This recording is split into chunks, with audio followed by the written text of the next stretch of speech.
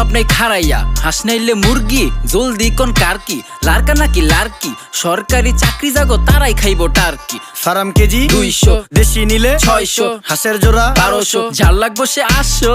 পকেটে টাকা আছে আর মাত্র 500 বাবা, গরু মুরগির দাম বেশি আজকে সবাই মাছ খাবা। চিংড়ি মিংড়ি রুই টুই বল নাকি কাতলা, শিং মাছ নিয়া ভাবিরে জোল রানতে কোন পাতলা, ইলিশ আসছে দিয়া দেই কালকে আবার বৈশাখ। বাপ সাপ দেখে আমগো মনে হয় কি লাট সাপ, গরিব মানুষের বৈশাখ, ইলিশ মাছ না পুঁই শাক। সিলভার কাপ না তেলাপিয়া, আমার দেন পাঙ্গাস মিয়া।